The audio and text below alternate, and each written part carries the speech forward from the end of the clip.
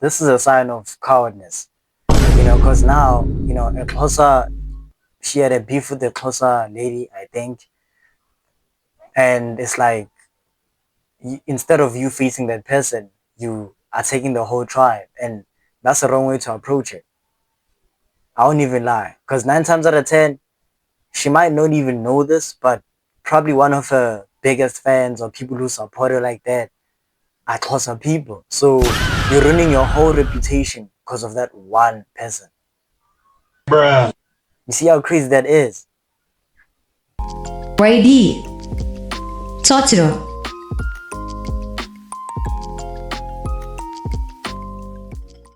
What's up, everybody? I hope you guys are doing good. Today, video, we got Honor Talks in the building.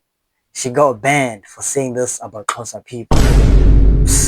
When you include a tribe, you're gonna go down. Amen. Let's all enjoy the video.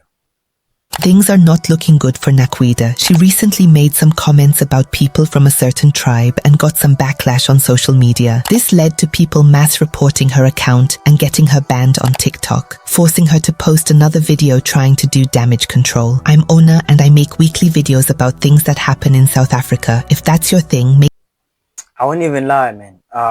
How things are looking for Y.A.D now, it's bad. And she's mostly involved in, beef, hate, and all that. So, according to me, if a problem starts and you're always involved, it's like you're always there when there's a situation. I feel like you're the heat. 9 times out of 10, you're kind of the source of the problem. So, if you always find yourself in, drama situations and stuff like that, it might be you. You might be causing everything. So, hey.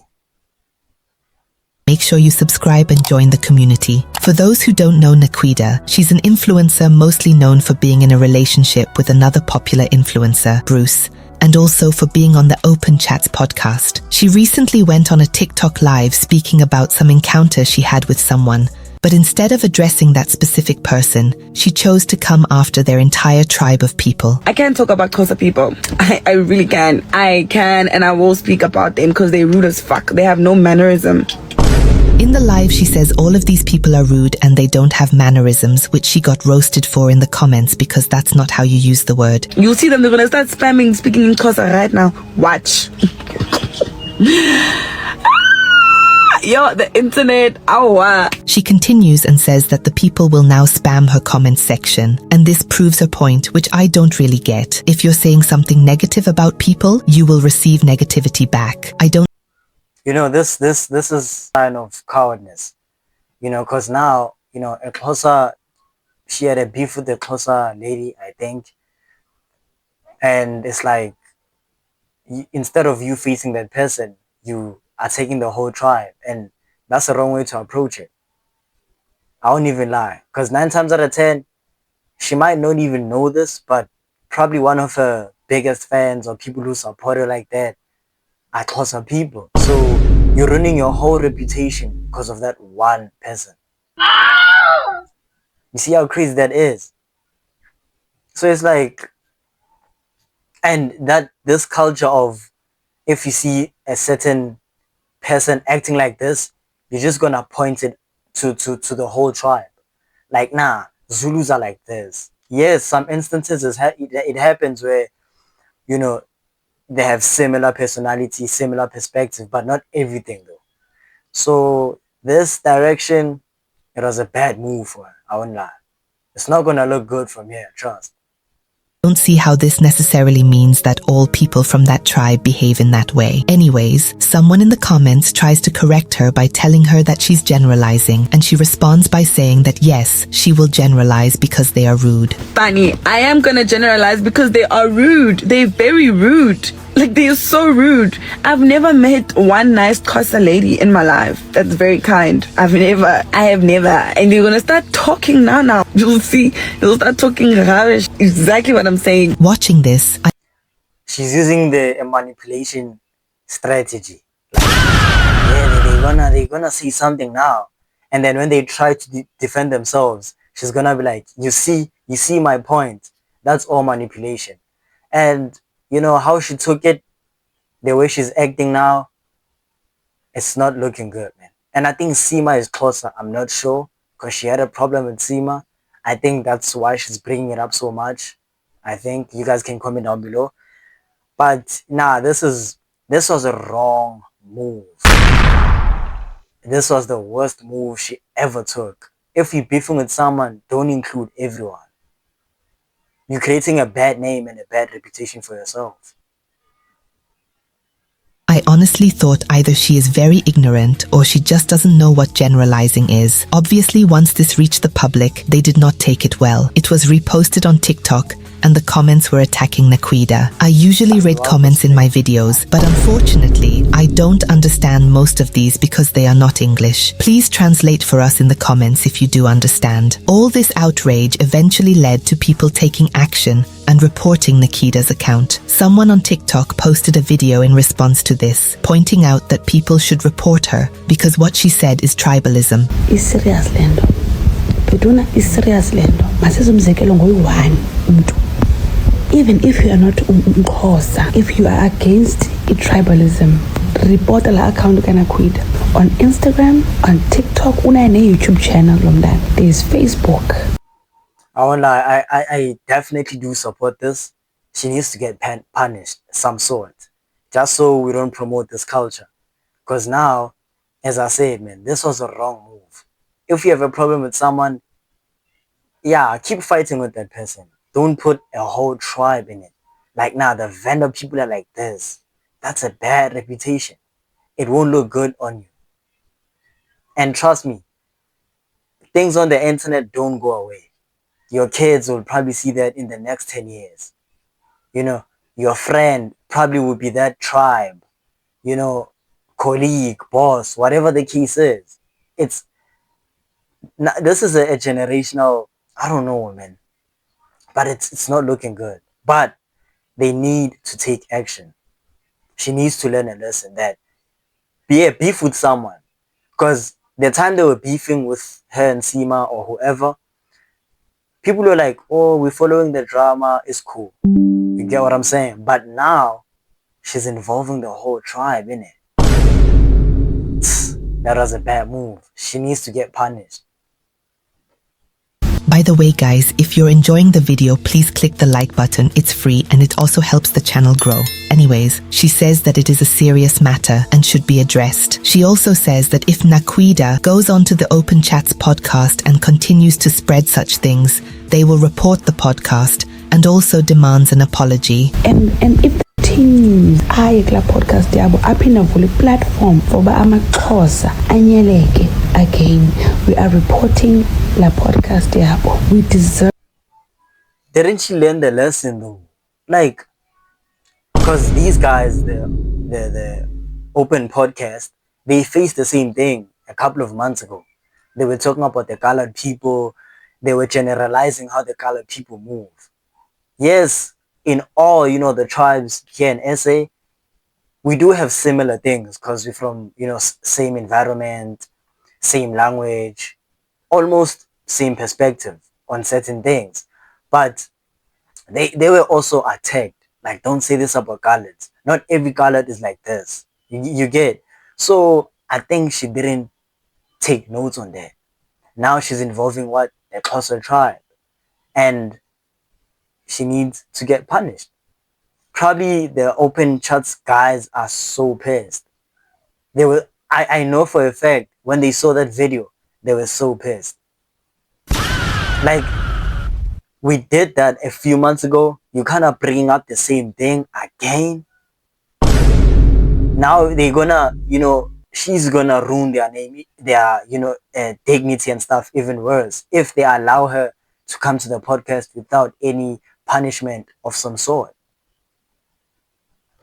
A public apology from this girl. I don't care, but it's not going to be sincere. Makasebenzise the same platforms she used to apologize. singamageza kangakanani na. She said they will use Nakwida as an example, and they did.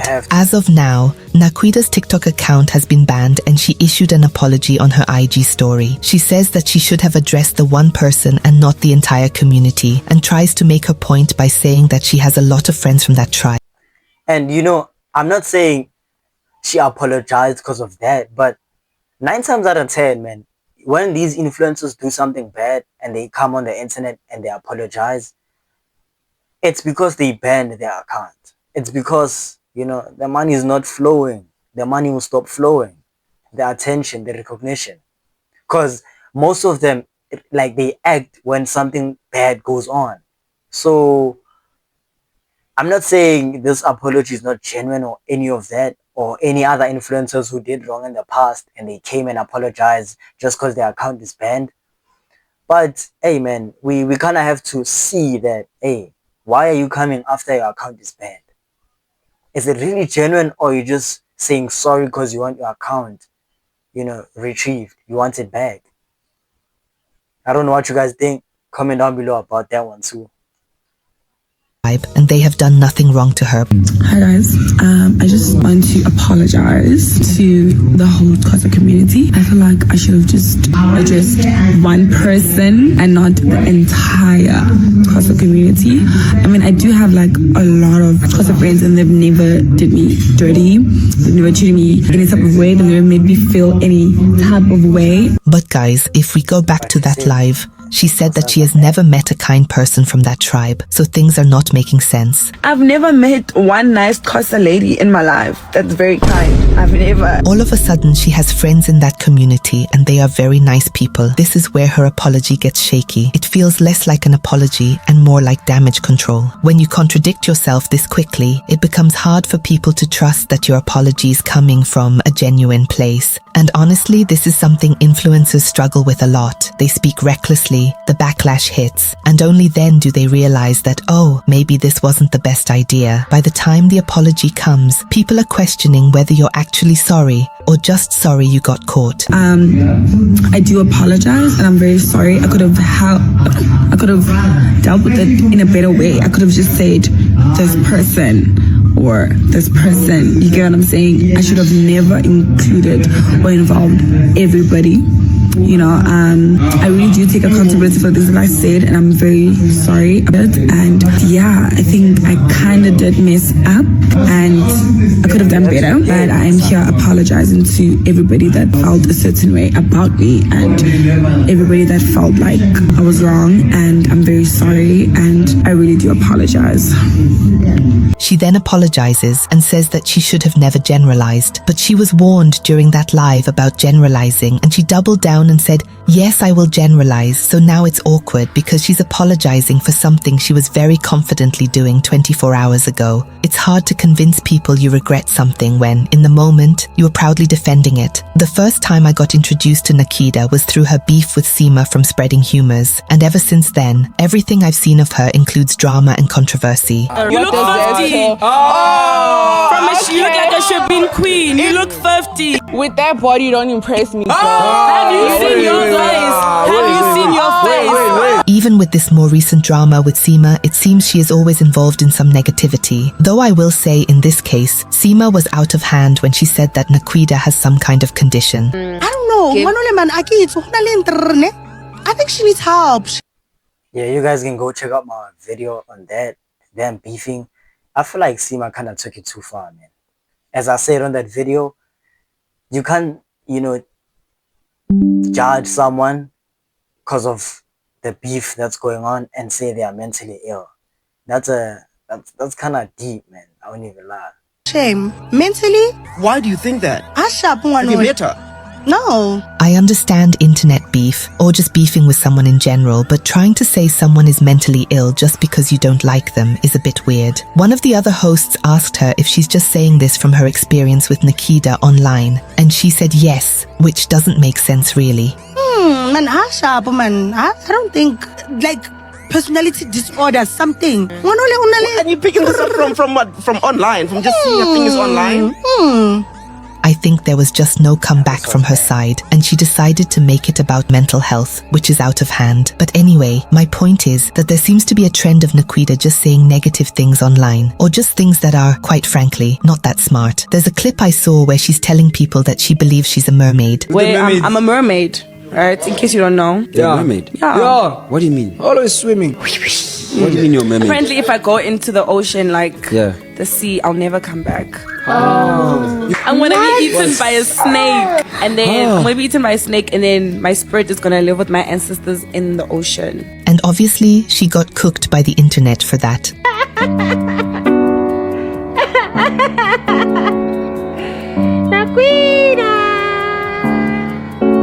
But let's talk about something more important, the issue of tribalism. If you've been watching my channel for a while, you probably remember the incident with Open Chat's podcast and the comments they made about colored people. One of the hosts said that colored people engage in certain activities with their family members, and another one said she believes it because colored people are crazy. Coloreds apparently chow each other, chief.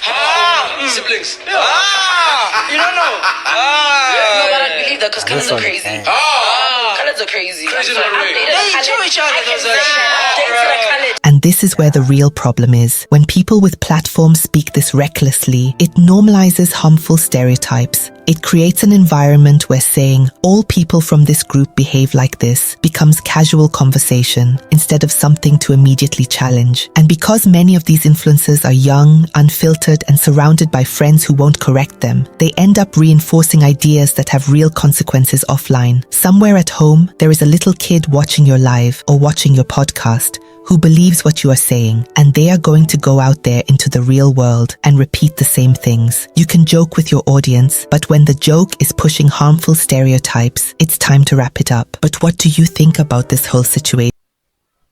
Sheesh, man, this is tough.